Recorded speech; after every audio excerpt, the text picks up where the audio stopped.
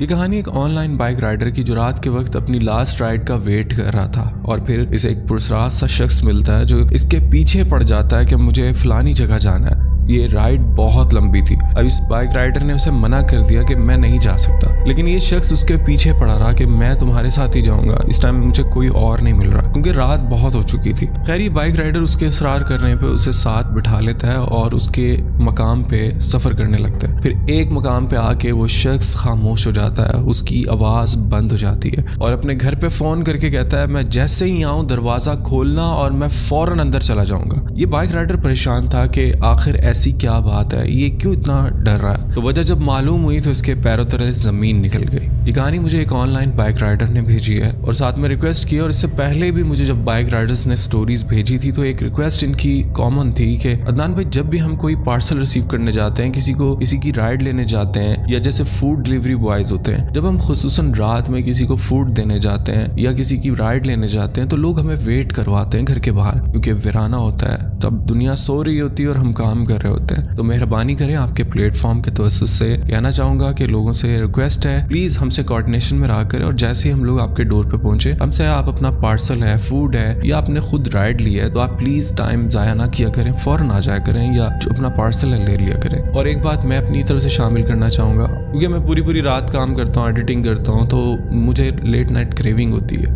अब मैंने कल परसों की बात है, मैंने एक पिज़्ज़ा ऑर्डर कर दिया, राइडर आया मेरे पास। ये चीज़ें बताने की नहीं होती, तो कुछ चीज़ें बताने की भी होती हैं कि आप बताएं और दूसरे भी मोटिवेट हो। वो ऐसा हल्की हल्की बारिश हो रही थी, मुझे नहीं आइडिया था, मैं अपने रूम में बैठा हुआ था, हल्की हल्की बारिश हो रही थी, मैंने ऑर्डर तो कर दिया, लेकिन जब मैंने थोड़ा साउंड सुना बाहर बारिश का तो मैंने कहा यार वो राइडर इतनी बारिश में कैसे आएगा, सर्दी बहुत ज़्यादा थी। तो खैर वो अल्लाह का बंदा पहुँच गया। जब मैं बाहर गया और उसके बाद मैंने अपना पिज़्ज़ा लिया और वो कपकपा रहा था सर्दी से ना, तो मैंने अपने पैसों के साथ जो मेरी पेमेंट बनती थी तो मैंने कुछ पैसे ऊपर रख के उसको दे दिए। आप यकीन करें उसकी आंखों में जो चमक थी ना और उसकी आंखों में जो थैंक्स, उसने जब मुझे थैंक यू बोला उसने मुझे बड़ा सुकून दिया। तो अगर आप साहिब इस्तात हैं तो मेरी बात समझ ही होंगे, थोड़ा ख्याल रखा करें। ये लोग हम सो रहे होते हैं और एक लोग काम कर रहे होते हैं और कोई इतना बड़ा मार्जिन नहीं होता है, तो आई होप आप लोग ख्याल करेंगे। तो बढ़ते अपनी स्टोरी की तरफ। स्टोरी शुरू करने से पहले आयतुल कुर्सी पढ़ लें और अपने आस पास इसार बांध लें, क्योंकि सुना है जब इन मखलूकात का जिक्र होता है तो बड़े इंटरेस्ट से आपके करीब आ जाती हैं और अपनी बातें सुनने लगती हैं। चलते अपनी स्टोरीज की तरफ।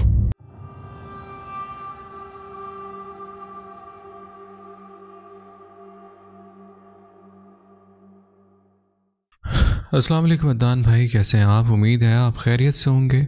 मैं आपके साथ अपनी एक रियल स्टोरी शेयर करना चाहता हूँ। ये सन 2021 की बात है। मैं ऑनलाइन बाइक चलाता था और 2 एप्लीकेशंस पे काम करता था और पाकिस्तान में वो दोनों बहुत फेमस हैं, आप जानते हैं, और अभी भी चलाता हूँ। मैं Ali town station orange line train के वहाँ खड़ा था और रात का टाइम था, रात के 11 बज रहे थे। मैंने वहाँ पर बाइक खड़ी की और मैं कोई राइड वगैरह देख रहा था तो एक आदमी मुझे सीढ़ी से उतरते हुए दिख रहा था और काफ़ी देर से पहले वो मुझे दूसरी तरफ खड़े होकर देख रहा था।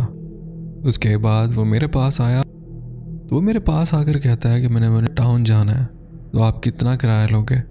मैंने कहा सॉरी मैं टाउन नहीं जाऊंगा, क्योंकि रात के 11 बज रहे हैं और वो नवंबर दिसंबर का ही महीना था। तो मैंने कहा कि सर मैं इतनी दूर नहीं जा सकता। तो वो कहता है कि नहीं बेटा आप चलो, और फिर वो पंजाबी में मेरे साथ बात करने लग गया कि नहीं अब तो मैं तुम्हारे साथ ही जाना है। मैंने कहा कि नहीं सर मैं इतनी दूर नहीं जा सकता, मैंने बस एक आखिरी राइड पकड़नी है और उसके बाद घर चले जाना है। तो मुझे कहता है कि नहीं मैंने आपके साथ ही जाना है। मुझे उसका रवैया थोड़ा अजीब लगा।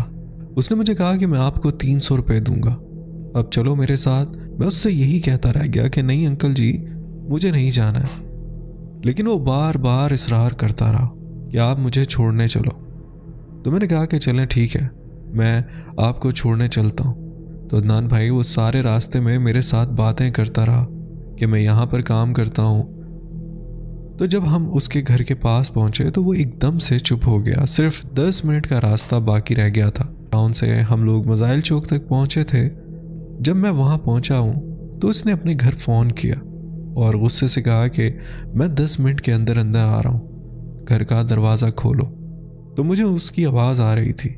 उसने कहा कि ठीक है जब आप गली के पास आएँ तो आप मुझे फ़ोन कर देना, मैं दरवाज़ा खोल दूँगी। शायद वो उसकी बेटी थी। तो ऐसा ही हुआ।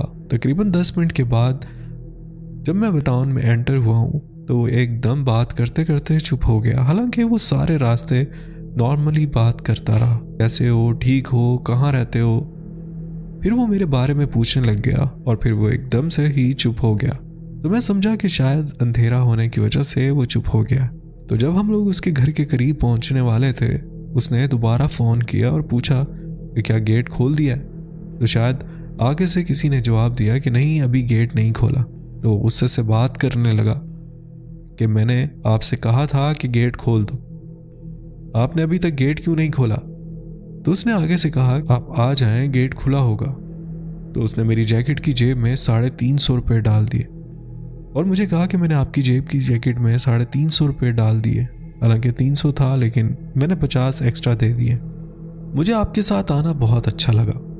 तो जब हम लोग उनके घर के सामने पहुंचे तो उसने कहा कि बाइक को थोड़ा ऊपर लगा दो, क्योंकि उनका घर थोड़ा सा ऊंचा था। तो उसने कहा कि दरवाजे के बिल्कुल सामने लगा दो बाइक को।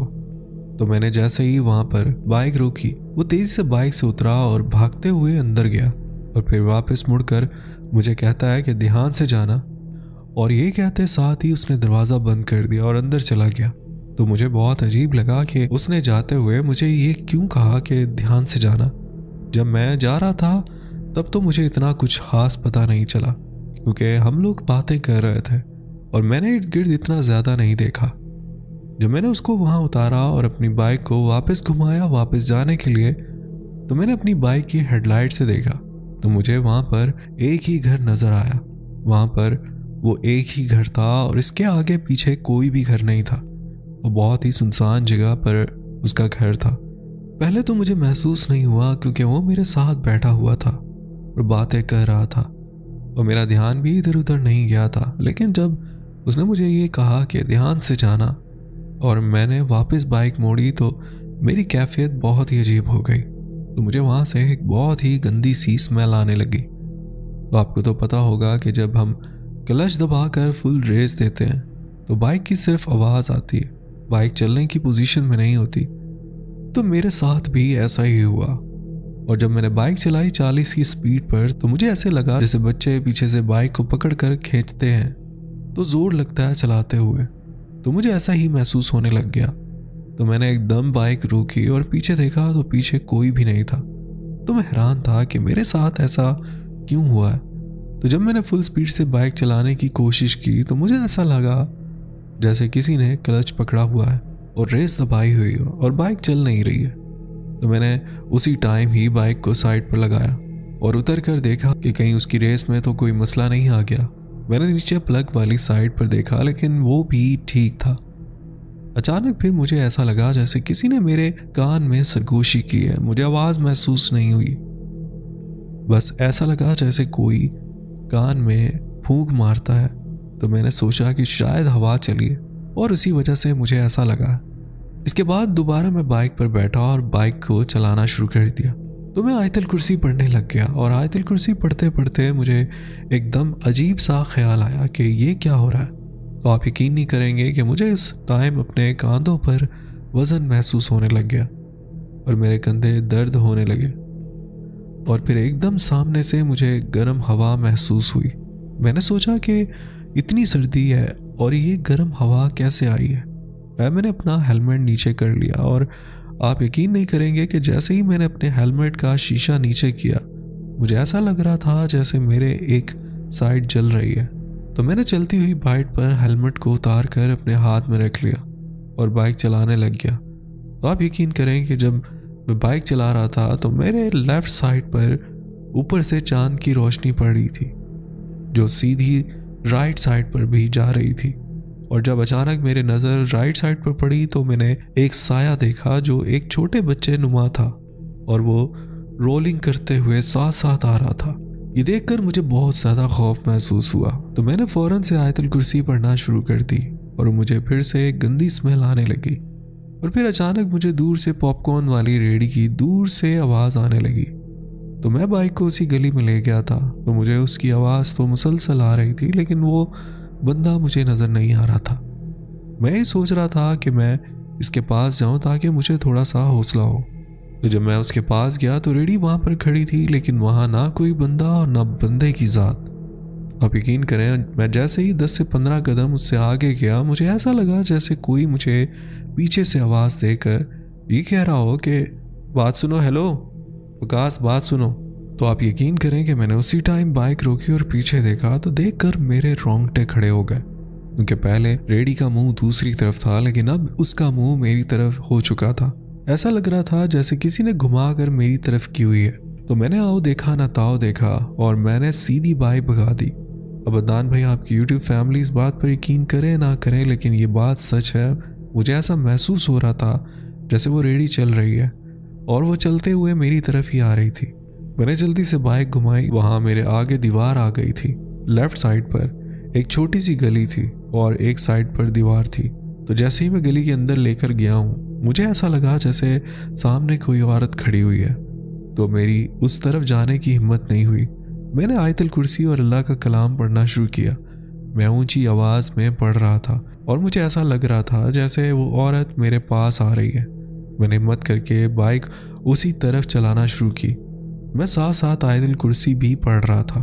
मैंने अपना हिसार भी कर लिया था और जैसे ही मैंने अपना हिसार किया और मेरी बाइक उसके करीब पहुंचने वाली थी, तो उस औरत ने घूम कर अपना मुंह दूसरी तरफ कर लिया और मैं तेजी से बाइक लेकर वहां से निकला। तो अचानक मुझे पीछे से आवाज़ आई कि आज तो तू बच गया, लेकिन अगली दफ़ा मैं तुझे देखूंगा। मैंने उसी टाइम अपनी बाइक घुमाई और रोड की तरफ ले गया। तो उसी टाइम मुझे 3 से 4 राइड्स दोबारा उसी एरिया से शो होती रही। वो घर आज भी मुझे अच्छी तरह से याद है। तो मुझे उस एरिया से 2 से 3 राइड्स आई। उन ड्राइवर से कि आप एक्सेप्ट करें, वहाँ पर राइड आई हुई है। तो मैंने उसी टाइम अपना मोबाइल ऑफ किया और घर आ गया। घर आकर मैंने अपनी वालदा को बताया तो उन्होंने मुझे बताया कि वहाँ पर नापाक चीज़ें थीं जहाँ पर आप गए थे। उस आदमी के बताने का मकसद भी यही था कि वो आपको खुलकर बताना नहीं चाह रहा था। फिर मैंने मस्जिद के कारी साहब को भी ये बात बताई तो उन्होंने कहा कि आपने उस वक्त हिसार किया हुआ था और आपकी माँ बाप की दुआएं आपके साथ थी, तो इस वजह से आपकी बचत हो गई। वो नापाक चीज़ें थीं जो आपके ऊपर हमला करना चाहती थी। तो ये था मेरा एक सच्चा वाकया। उम्मीद है आपको पसंद आएगा और अपनी ऑडियंस के साथ इसको शेयर करिएगा। तो बहुत शुक्रिया, आपने अपनी स्टोरी हमसे शेयर की। बढ़ते हैं एक और स्टोरी की तरफ। अस्सलाम वालेकुम अदनान। मैंने ईशा की नमाज अदा की, फिर थोड़ा अल्लाह का जिक्र किया और इसके बाद हिम्मत मिली तो सोचा कि आपको अपनी ज़िंदगी का सबसे बड़ा वाक़या सुनाओ। चलते हैं कहानी की तरफ। मेरा नाम अकमल है और मेरा ताल्लुक़ सियालकोट से। 3-4 साल पहले मैं लाहौर अपने चचा के घर गया था। वहाँ मेरा चचा जाहिद भाई जिद करने लगा कि चलो जाहिद भाई के पास चलते हैं। जाहिद मेरा फूफी जाहिद भाई है जो जौहर टाउन में जॉब करता है और वहीं रहता है। चुनाचा मैं, मेरा चचा जाहिद भाई और उसका एक दोस्त, हम तीनों रात 11 बजे घर से निकल पड़े।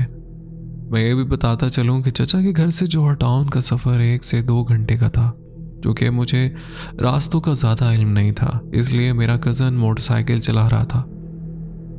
मैं सबसे पीछे बैठा था। तकरीबन 1.5 घंटे सफ़र करने के बाद हम एक सुनसान सड़क पर पहुंचे। उस सड़क के दोनों तरफ बड़े बड़े दरख्त थे और दरख्तों के साथ साथ एक लंबा नाला भी बह रहा था। सड़क पर कोई गाड़ी नहीं आ रही थी और वहाँ का माहौल बहुत खौफनाक महसूस हो रहा था। अचानक मेरे कज़न ने मोटरसाइकिल की रफ्तार तेज़ कर दी। जब हम आगे पहुंचे तो उसने बताया कि उसे किसी ने दरख्त के पीछे से झांक कर देखा है और वो मंजर उसे बिल्कुल वाज़ह नजर आया था। हमने उसे मजाक में ले लिया और हंसने लगे, लेकिन वो बहुत घबराया हुआ था। मैंने उसे तसल्ली दी और कहा कुछ नहीं था वहाँ, लेकिन दिल में अजीब सा खौफ महसूस होने लगा। मैंने कहा चलो वापस जाकर देखते हैं, तो वो फौरन बोला पागल है क्या। साथ जो हमारा दोस्त था वो भी कहने लगा नहीं जाना वहाँ, मगर मैंने किसी तरह इन्हें मना लिया और हम वापस जाने लगे। वहाँ जहाँ मेरे कज़न ने कुछ देखा था, अदनान भाई कसम से जैसे जैसे हम वहाँ पहुँच रहे थे मेरे जिस्म में ठंडी ठंडी लहरें दौड़ने लगी। अब मोटरसाइकिल मैं चला रहा था और जैसे ही हम उसी जगह पहुँचे मैंने मोटरसाइकिल रोक दी और नीचे उतर गया। मैं आहिस्ता आहिस्ता उस नाले की तरफ बढ़ रहा था। जो मंजर मैंने देखा वो दिल दहला देने वाला था। नाले में 4 छोटे बच्चे नहा रहे थे, लेकिन उनकी शक्ल आम बच्चों जैसी नहीं थी। चेहरे बंदर जैसे और कान कुत्ते के कानों की तरह बड़े थे। सबसे ज्यादा खौफनाक बात यह थी कि उनमें से एक लड़का बिल्कुल मेरी शक्ल का था। वो कभी पानी के अंदर जाता और कभी अपना सर बाहर निकालता। मैं ये सब देखकर भागकर मोटरसाइकिल के पास आया और फौरन चलाने लगा। दोनों मुझसे पूछने लगे, क्या हुआ, कुछ नजर आया? मैंने कांपती हुई आवाज में जवाब दिया, कुछ नहीं था वहां। हमने 10 कदम चलने के बाद मोटरसाइकिल रोक दी। फिर मैंने अपने कजन से कहा, चलो बाइक तुम चलाओ। आगे जो हमने देखा उसने हमारी चीखें निकाल दी।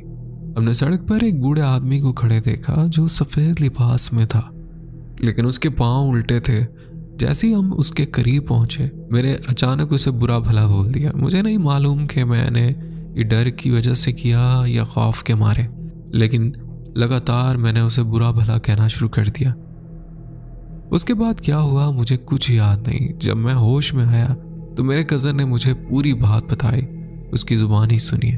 उसे बुरा भला बोलने के बाद तुम अचानक खामोश हो गए। तुम कुछ भी बोल नहीं रहे थे, बस खामोशी से बैठे रहे। फिर अचानक तुम जोर जोर से हंसने लगे और बार बार कहने लगे, मुझे उतार दो, मुझे उतार दो। मैंने मोटरसाइकिल नहीं रोकी क्योंकि मुझे शायद खौफ महसूस हो रहा था। उसी दौरान तुमने हमारे दोस्त को बहुत बुरी तरह काट लिया। उसके जिस्म पर जगह जगह जख्म हो गए। जब हम जाहिद भाई के रूम पहुंचे तो मोटरसाइकिल से नीचे गिर गए। हमने तुम्हें उठाने की कोशिश की, लेकिन हम दोनों तुम्हें उठाने में नाकाम रहे। फिर हमने पास वाले कमरे से 4 लड़कों को बुलाया। आखिरकार हम सब ने तुम्हें उठाकर कमरे में ले जाया। जाहिद भाई कमरे में नहीं थे तो हमने उन्हें कॉल की। उन्होंने कहा, मैं 10 मिनट में आ रहा हूँ। हमने फौरन आयतुल कुर्सी पढ़ी और तुम पर फूंक मारी।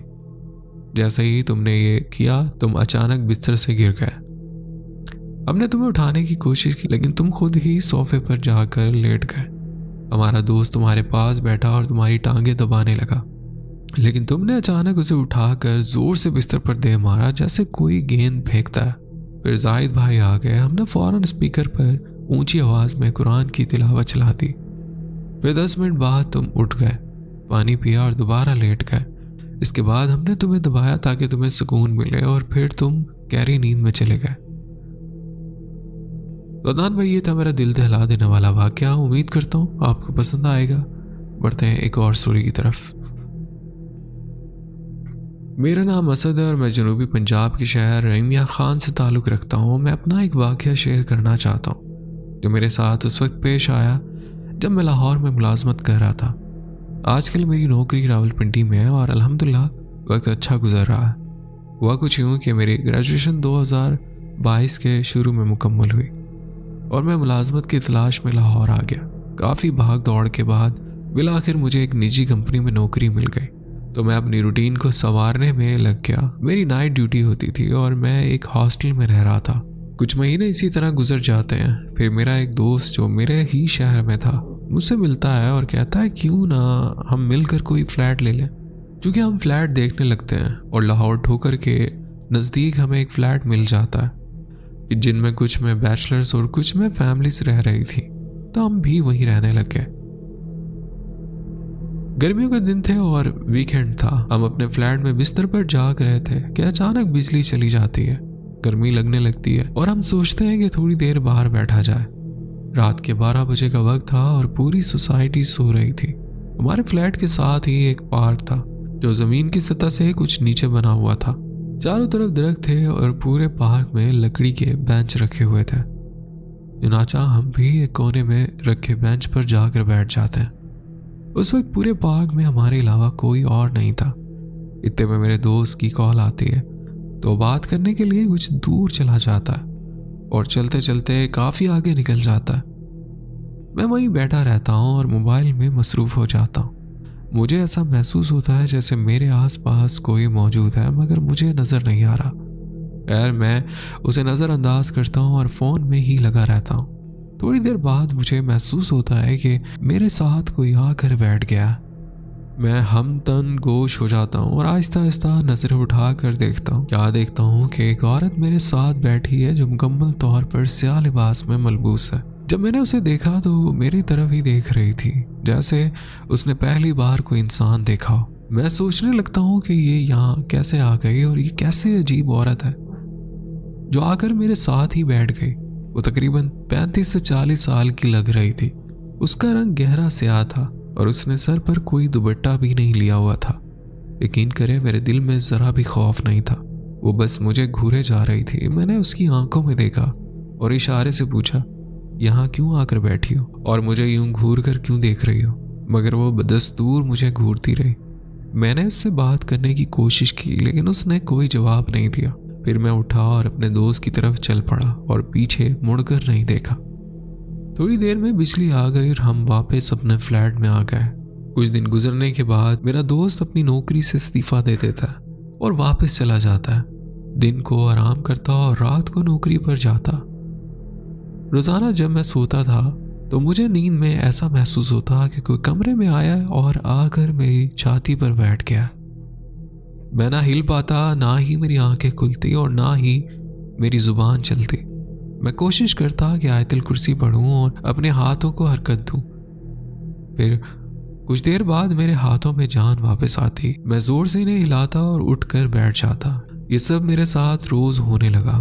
फिर मैंने अपना मामूल बना लिया कि वजू करके सोना है और कुरान की तिलावत करनी है, और आहिस्ता आहिस्ता ये सब ख़त्म हो गया।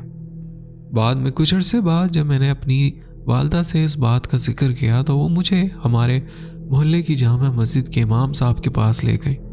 इन्होंने कुछ देर तक पढ़ाई की और फिर मुझे देखकर मुस्कुरा दिए। मेरी अम्मी से कहने लगे, तेरा बेटा जिस चीज़ के काबू में आने वाला था वो इसे अपने साथ ले जाने आई थी, लेकिन तेरा बेटा डरा नहीं, इसको देखकर भी खौफजदा नहीं हुआ, इसलिए उसने इसका पीछा छोड़ दिया। अगर ये ज़रा सा भी डर जाता तो वो इसे कभी वापस ना आने देती। तो ये थी मेरी कहानी। उम्मीद है आपको और आपकी यूट्यूब फैमिली को पसंद आएगी। बहुत शुक्रिया आपने अपनी स्टोरी हमसे शेयर की। मेरा नाम अली बलोच है और मेरा ताल्लुक कराची की फिरदौस कॉलोनी से है। मैं काफ़ी अरसे से आपकी कहानियाँ सुन रहा हूँ और मुझे आपका सुनाने का अंदाज बहुत पसंद है। आज मैं भी अपना एक वाक़या शेयर करना चाहता हूँ जो 2015 में पेश आया था। मैं अक्सर वीकेंड पर बलूचिस्तान के जंगलात में जाया करता था। अभी तो मैं मुल्क से बाहर हूँ, लेकिन जब पाकिस्तान में था तो महीने में 2 से 3 बार ज़रूर वहाँ जाया करता था। ऐसे एक दिन हमारा प्रोग्राम बना और हम तकरीबन 4 से 5 जीपों पर रवाना हुए। हमारे साथ मेरे वालिद साहब, चचा, उनके दोस्त और मेरे कुछ दोस्त शामिल थे। कुल मिलाकर तकरीबन 16 से 17 अफराद का काफिला था। ये सफ़र तकरीबन 4 से 5 घंटे का था और जैसे ही हम वहाँ पहुँचे तो सब अपने अपने कामों में लग गए। कुछ लोग टेंट लगाने में मसरूफ़ हो गए, कुछ सामान तरतीब देने लगे और कुछ खाने की तैयारी करने लगे। हमारे हिस्से में पानी भरकर लाने की जिम्मेदारी आई तो हम 4 दोस्त उस काम के लिए रवाना हो गए। जहाँ से मैं पानी लेना था वो जगह हमारे कैंप से कुछ फासले पर थी। उसकी वजह यह थी कि वहाँ एक झील थी जिसके बारे में मशहूर था कि उसमें मगरमच्छ मौजूद हैं, इसलिए हमने अपने कैंप को थोड़ा दूर लगा लिया। हमने 4 कूलर उठाए और एक मजबूत लकड़ी के जरिए इन्हें बांध लिया ताकि एक साथ ले जाना आसान हो। 2 दोस्त आगे और 2 पीछे थे और हम पानी भरने के बाद वापस रवाना हुए। वहाँ बिल्कुल अंधेरा था, सिर्फ चांद की रोशनी हर तरफ फैली हुई थी। हमने अपनी हिफाजत के लिए 2 डंडे और एक टॉर्च ले रखी थी ताकि अगर कोई मगरमच्छ नजर आए तो इसे डरा कर भगा सकें। हम आहिस्ता आहिस्ता चल रहे थे कि अचानक मुझे हाजत महसूस हुई।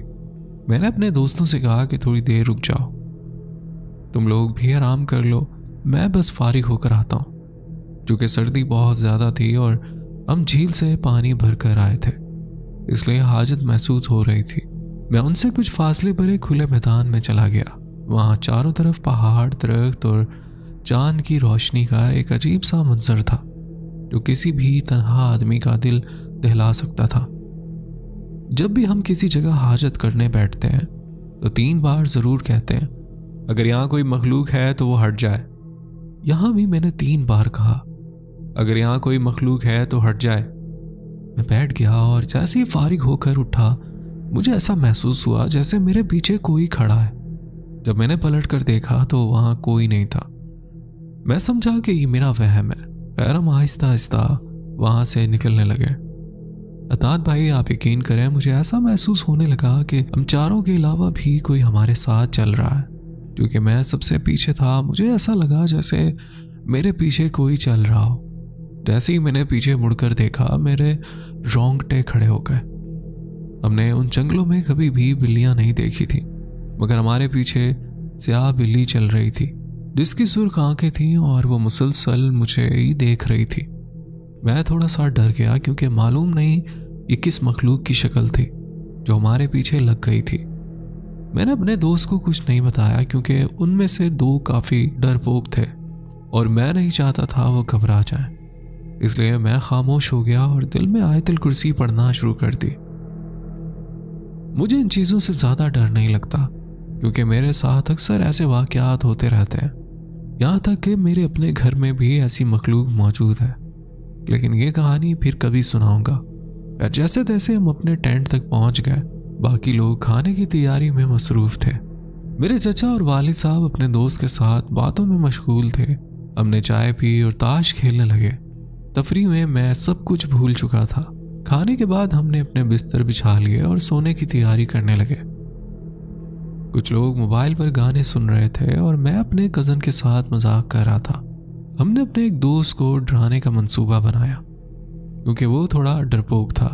हमने चादर में लपेटकर उसे धमकाया, कभी चादर खींचे तो कभी आंखें बंद कर लें। जब हमने ये हरकत 2-3 बार की तो वो खौफजदा होकर रोने लगा। हमने उसे तसल्ली दी और कहा कि डरने की ज़रूरत नहीं है, हम सिर्फ मजाक कर रहे थे। लेकिन इस हरकत पर हमें वालिद साहब और चचा से काफ़ी डांट भी सुननी पड़ी। खैर जब हम सोने के लिए लेटे तो अदनान भाई आप यकीन नहीं करेंगे, वही स्याह बिल्ली मेरे सामने बैठी थी और वो उसी अंदाज में मुझे घूर रही थी जैसे वो पानी भरने के वक्त देख रही थी। मैंने मजाक में उससे कहा, ओ भाई माफ़ी मांग तो ली थी तुझसे, अब और क्या करूं? मेरा कज़न फ़ौरन बोला, अली भाई आप किससे माफ़ी मांगने की बात कर रहे हैं? मैंने इसे झड़कते हुए कहा, उसे जो सामने बैठा। वो हैरत से बोला, कौन बैठा है सामने? मैंने जैसे ही उसे दिखाने के लिए गर्दन घुमाई तो वो बिल्ली अपनी जगह पर मौजूद नहीं थी। मैंने अपने कज़न को बताया, याद है जब हम पानी भरने गए थे, मैंने वहाँ बैठकर वॉशरूम किया था, ये वहीं से मेरे पीछे आई है। वहीं खड़े होकर मैंने माफ़ी भी मांगी और 3 बार आवाज़ भी दी, मगर फिर भी वो जान नहीं छोड़ रही थी। मैंने सिर्फ अपने इस कज़न को सब कुछ बताया था क्योंकि वो मेरे साथ पानी भरने गया था, मगर उसने कहा, भाई हमने वहाँ कोई बिल्ली देखी ना यहाँ, अब आप मुझे भी डराने की कोशिश कर रहे हैं, छोड़ें बहुत थक चुके हैं, सो जाएं।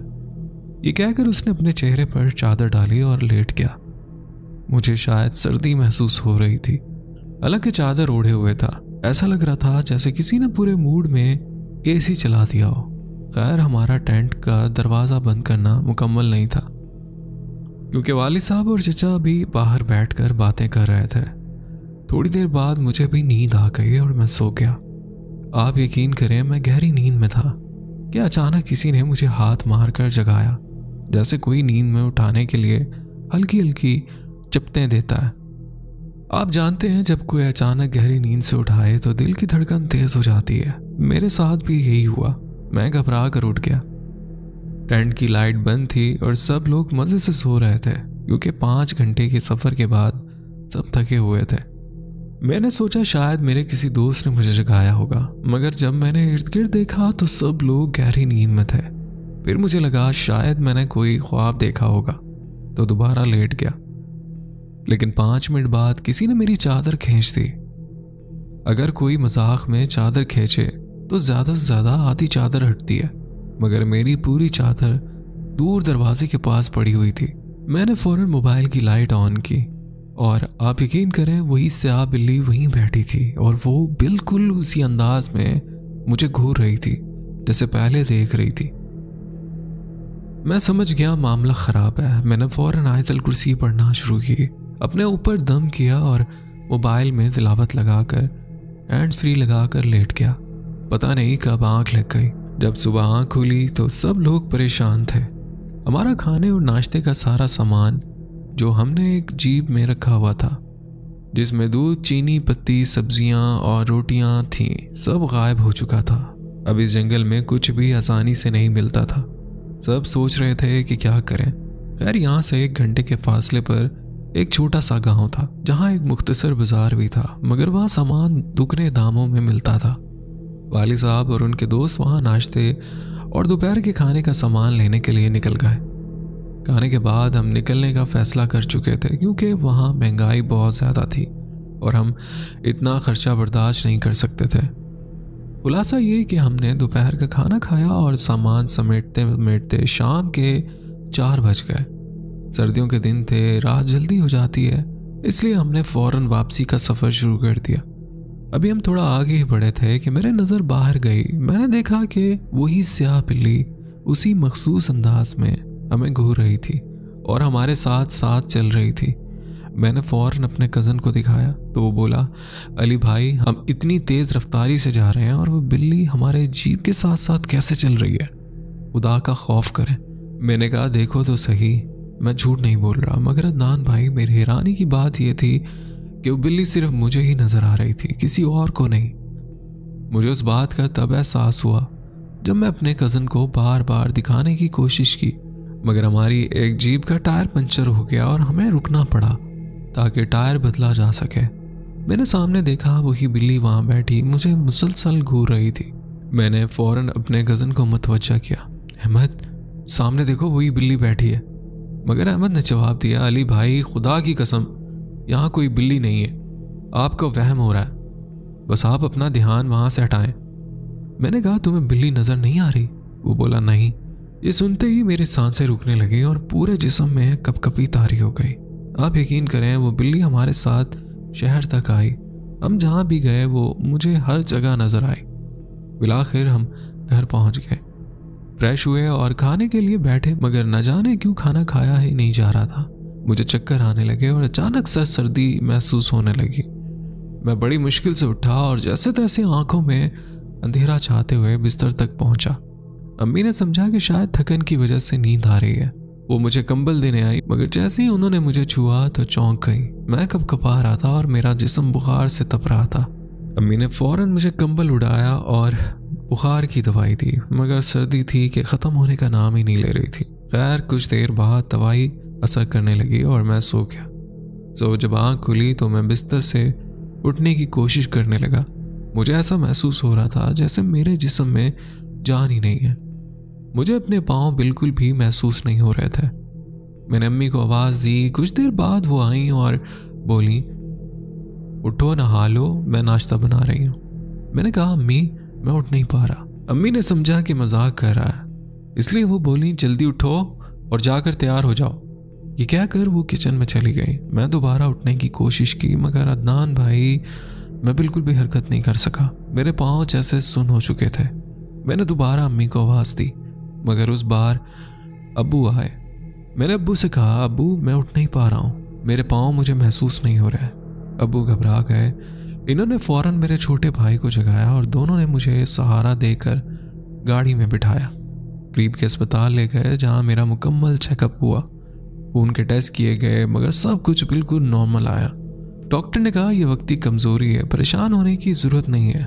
3 दिन तक वो दवाइयाँ इस्तेमाल करें, इंशाल्लाह ठीक हो जाएंगे। मैंने 3 दिन तक दवाइयाँ ली, मगर कोई फ़र्क नहीं पड़ा। मेरा दिमाग मुकम्मल तौर पर मुतहर्रिक था, मगर मेरे जहन में हर वक्त वही बिल्ली घूम रही थी।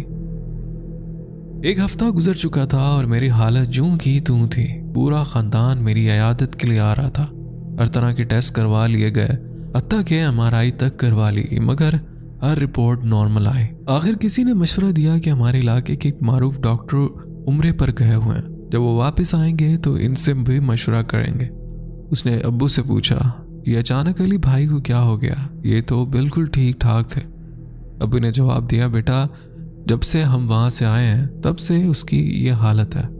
उसने फ़ौरन अब्बू की मुखातिब किया, अंकल, अली भाई को डॉक्टर की नहीं, रूहानी इलाज की ज़रूरत है। अब्बू ने उससे से कहा, पागल हो क्या, ऐसी बातें मत करो। तब मेरे कज़न ने सारी कहानी अब्बू को सुनाई कि वहाँ मेरे साथ क्या कुछ हुआ था और मैं कितनी बार उस बिल्ली के बारे में बता चुका था। अब्बू हैरान रह गए और बोले, ये सब तुमने वहाँ मुझे क्यों नहीं बताया? मेरे कज़न ने जवाब दिया, अंकल, मैं खुद इस पर यकीन नहीं कर रहा था। मैं समझा था कि ये मुझे सिर्फ डराने के लिए ऐसा कर रहे हैं, मगर अब मुझे सब कुछ सच लग रहा है। खैर, हमारे अब्बू के एक करीब दोस्त थे जो रूहानी इलाज करते थे और सैयद खानदान से ताल्लुक़ रखते थे। शाम को वो हमारे घर आए।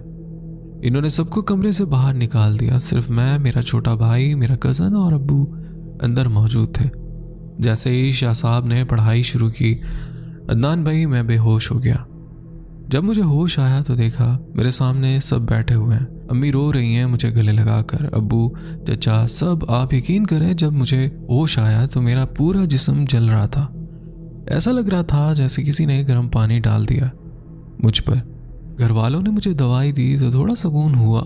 फिर आहिस्ता आहिस्ता मैं रिकवर होने लगा और चलने के काबिल हुआ। मैंने अपने भाई से पूछा कि शाह साहब ने क्या किया, तो भाई ने जो बताया वो सुनकर मेरे रोंगटे खड़े हो गए। उसने बताया कि जहाँ तुमने वॉशरूम किया था वहाँ उनकी कोई शादी वगैरह हो रही थी, इसीलिए तुम्हें सज़ा मिली। शाह साहब ने बताया कि वहाँ जाकर 2 काली बकरियाँ ज़िबा करके डाल दो, और वो भी उसी वक्त यानी रात में। फिर अबू ने ऐसा ही किया और कुछ वक्त के बाद मैं ठीक हो गया। कुछ अर्सा बाद मैं कतर आ गया। यहाँ माशाल्लाह ठीक हूँ। बस यही कहना चाहता हूँ कि सिर्फ आवाज़ लगाकर ये कहना कि यहाँ कोई मखलूक है, दूर हो जाओ, मुझे हाजत करना है, काफ़ी नहीं होता, क्योंकि उनकी भी मजलिसें होती हैं, शादियाँ होती हैं, कुछ भी हो सकता है। इसलिए कभी भी किसी जंगल में या किसी मैदान में या किसी खुली जगह पर बग़ैर एहतियात के वॉशरूम नहीं करना चाहिए। ये था मेरा वाक़या। उम्मीद करता हूँ आप लाजमी शेयर करेंगे।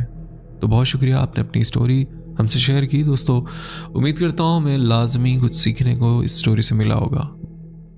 तो दोस्तों, उम्मीद करता हूँ आज की स्टोरीज आपको पसंद आई होंगी। स्टोरीज पसंद आई हो तो वीडियो को लाइक करना ना भूलिएगा, और अगर आप मेरे चैनल पर नए हैं तो चैनल भी सब्सक्राइब कर लें, बेल आइकन प्रेस करके ऑल को नोटिफिकेशन ऑन कर लें। इससे होगा कि आप मेरी हॉरर स्टोरीज फैमिली का हिस्सा बन जाएंगे और मेरी स्टोरीज के नोटिफिकेशन आप तक पहुंचते रहा करेंगे। अपना बहुत ख्याल रखिएगा, दुआ में याद रखिएगा। मुझे दे इजाजत, मिलते हैं किसी और इंटरेस्टिंग स्टोरी में। अल्लाह हाफिज।